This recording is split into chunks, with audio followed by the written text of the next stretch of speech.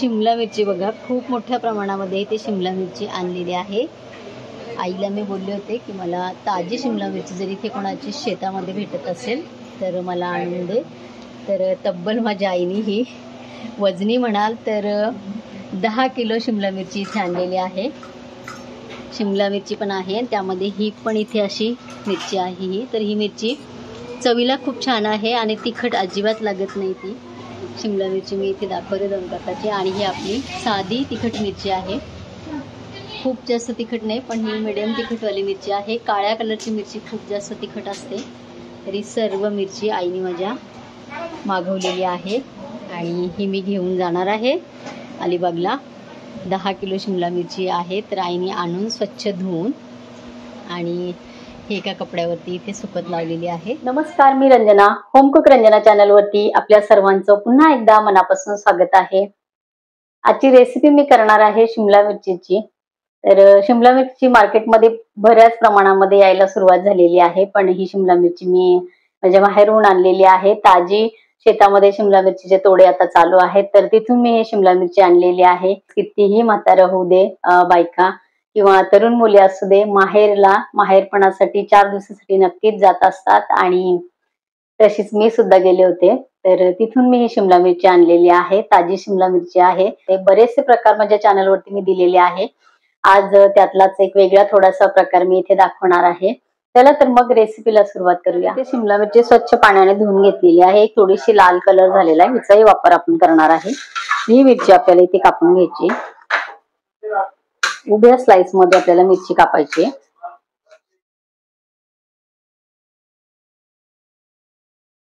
मिरची कापून झालेली आहे आपली उभ्या स्लाइस मध्ये। 7-8 इथे लसणाच्या पाकळ्या घेतलेल्या आहेत, सोललेल्या नाहीये, साली सकट घेतलेले आहे। एक मीडियम साईजचा कांदा आपल्याला घ्यायचा आहे। उभ्या स्लाइस मध्ये कांदा कापून घेणार आहे, खूप बारीक पण नाही, मीडियम साईज। शिजवलेली सालीची मूग डाळ इथे घेतलेली आहे। 2 टीस्पून मी इथे तेल घातलेले आहे। तेल कडकडीत गरम आपल्याला करून घ्यायचंय। तेल गरम झालेले आहे, जाडसर आपल्याला हे शेंगदाणे कुटून घ्यायचे आहेत। बघा थोडेसेच आहेत। तेल आपलं गरम झाले, कढीपत्ता घ्यायचा आहे। अर्धा टीस्पून मी इथे राई घातलेली, जाडसर कुटून घेतलेल्या लसणाच्या पाकळ्या साली सकट इथे घातलेल्या आहेत। कांदा आपल्याला घालायचा,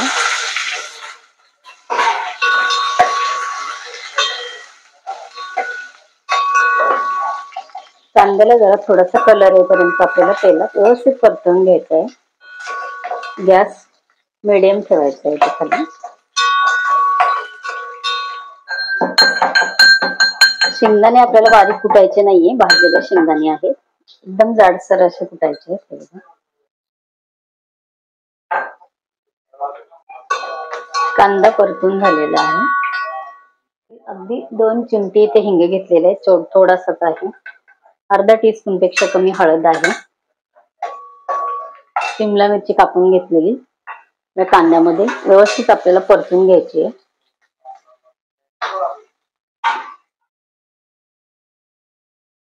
सालीच्या मूग डाळीमध्ये ही शिमला मिरची अतिशय छान लागते। एक वाफ आपल्याला द्यायची आहे। गॅस इथे कमी केलेला आहे, झाकण ठेवून इथे आपण एक 2 ते 3 मिनिटं शिमला मिरचीला व्यवस्थित वाफ देऊन घेऊ।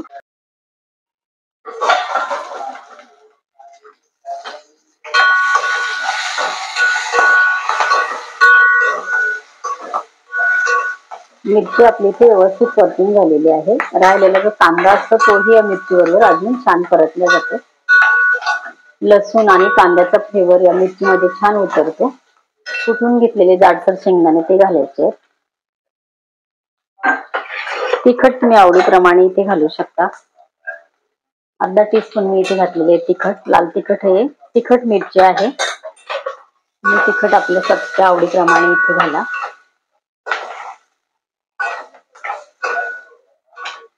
किती प्रमाणामध्ये आपल्याला डाळ घालायची आहे ते तुमच्या आवडीवरती आहे, किंवा किती प्रमाणामध्ये तुम्हाला भाजी बनवायची आहे त्यावर आहे, किंवा किती पातळ घट्ट बनवायची त्यानुसार तुम्ही इथे डाळ वापरायची आहे। तुम्हाला थोडीशी घट्ट ठेवायची आहे की थोडीशी पातळ करायची आहे की मिडियम ठेवायची आहे, तर डाळीचं प्रमाण तुम्ही तुमच्या आवडीप्रमाणे इथे घेऊ शकता. पाणी इथे घालायचंय. मला खूप पातळही ही करायची नाहीये शिमला मिरची आणि खूप घट्टही करायची नाहीये. म्हणून मला जशी आवडते घरामध्ये त्याप्रमाणे मी बनवणार आहे. पाण्याचं प्रमाण तुम्ही तुमच्या आवडीप्रमाणे इथे कमी जास्त प्रमाणामध्ये करू शकता. चवीपुरते इथे मीठ घालायचंय.